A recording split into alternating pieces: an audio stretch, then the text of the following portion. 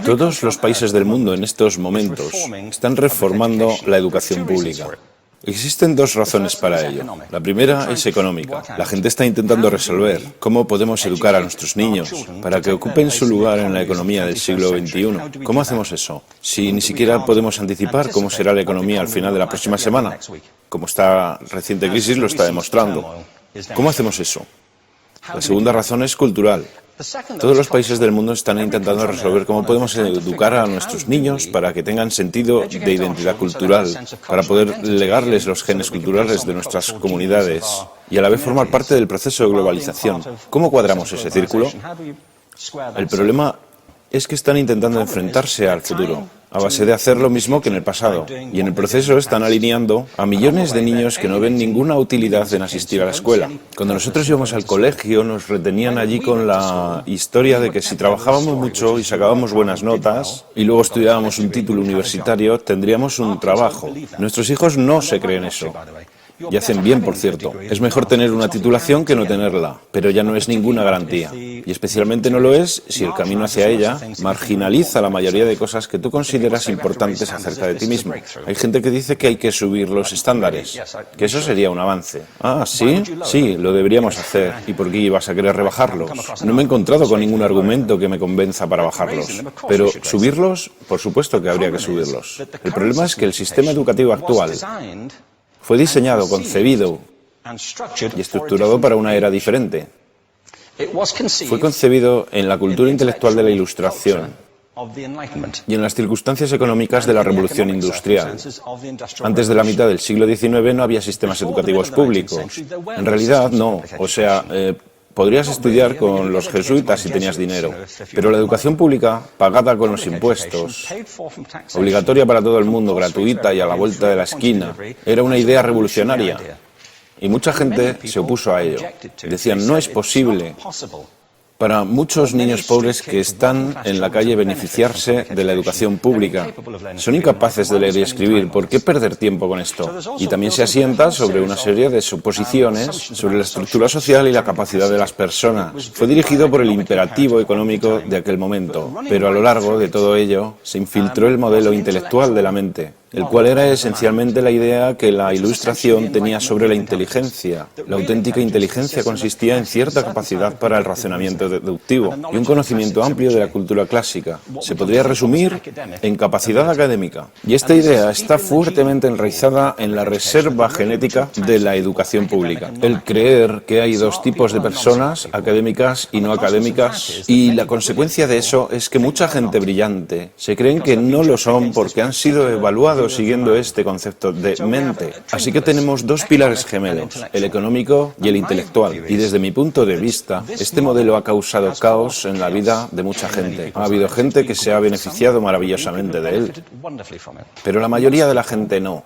En lugar de beneficiarse, sufren de esto. Una epidemia moderna, mal ubicada y también ficticia. Esta es la plaga del síndrome de déficit de atención e hiperactividad, TDAH. Este es un mapa de la incidencia del TDAH en Estados Unidos, el mapa de prescripciones médicas para el TDAH.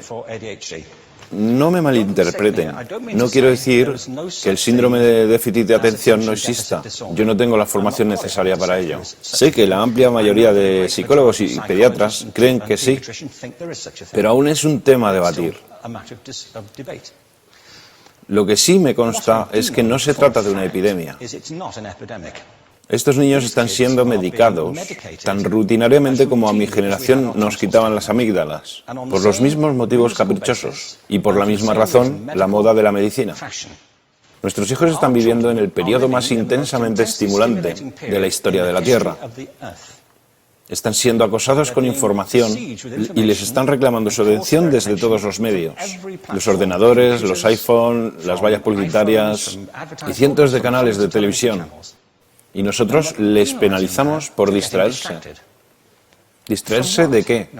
Cosas que son un aburrimiento, en la escuela sobre todo. Me parece a mí que no es totalmente una incidencia el hecho de que la incidencia del TDAH haya crecido paralela al incremento de los test estandarizados.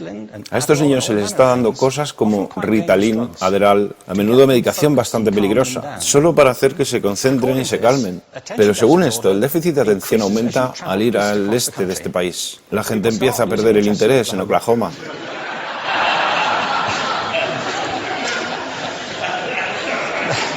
Ya casi no pueden pensar en Arkansas. Y para cuando llegan a Washington, lo han perdido completamente. Y hay distintas razones para ello. Es una epidemia ficticia. Si lo piensas, las artes, y no quiero decir que sea exclusivo de las artes, creo que también es cierto para las ciencias y para las matemáticas, pero permítanme hablar en particular de las artes, porque ellas son las víctimas de esta mentalidad en especial. Las artes tratan especialmente la idea de experiencia estética. Una experiencia estética es una en la que tus sentidos están funcionando a su máxima capacidad. Cuando te hallas presente en el momento actual, cuando vibras con la emoción de lo que estás experimentando, cuando estás plenamente vivo.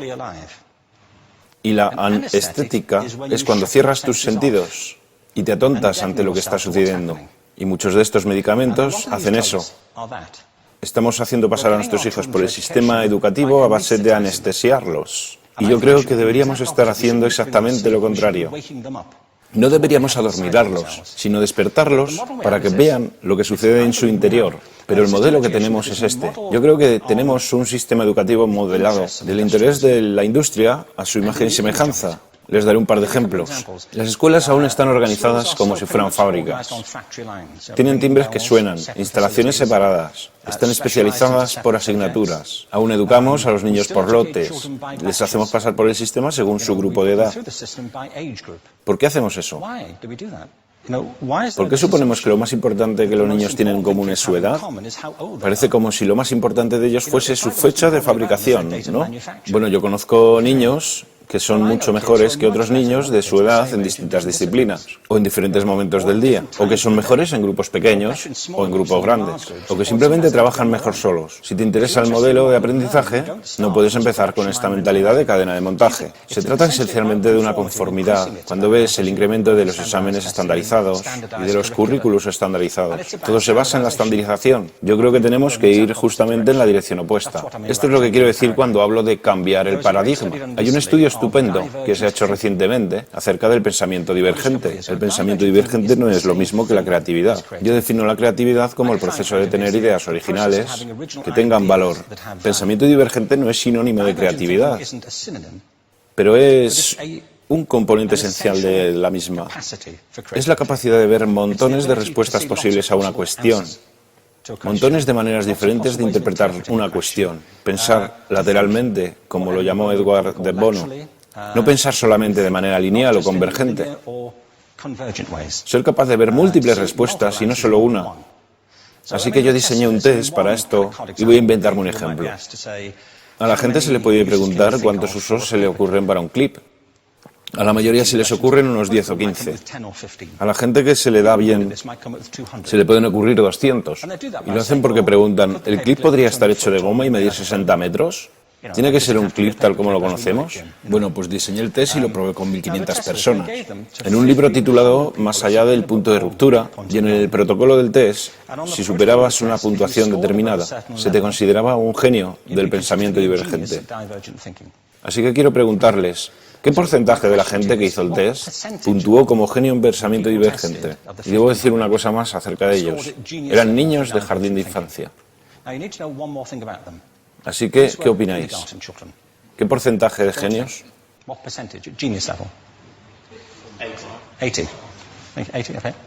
98%.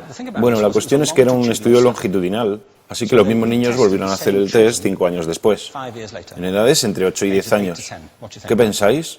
¿50%? Volvieron a hacerles el test otra vez, 5 años más tarde, cuando tenían entre 13 y 15 años de edad. Y se observa una tendencia, ¿no? Bueno, esto nos indica algo interesante, porque se supone que tendría que ser al revés, ¿no? Empiezas no siendo muy bueno, pero mejoras a medida que te haces mayor. Pero esto demuestra dos cosas. Una es que todos nosotros tenemos esta capacidad. Y la otra es que esta capacidad se deteriora en general. Muchas cosas les han pasado a estos niños durante su crecimiento, pero yo estoy convencido que lo que más les ha influenciado es que a estas alturas ya han obtenido una educación académica. Se han pasado 10 años en la escuela, oyendo que solo hay una respuesta correcta. Esta es la parte de atrás del libro, pero no la mires. Y no copies, porque eso es engañar. Fuera de las escuelas, a eso se le llama colaboración. Esto no sucede porque los docentes así lo quieran. Es simplemente porque sucede así. Es porque se halla presente en la reserva genética de la educación.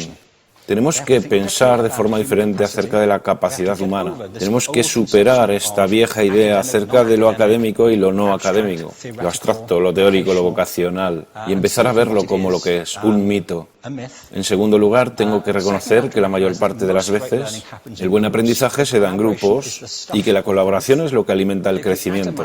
Si atomizamos a las personas, las separamos y los juzgamos por separado, formamos una especie de desconexión entre ellos y su ambiente de aprendizaje natural.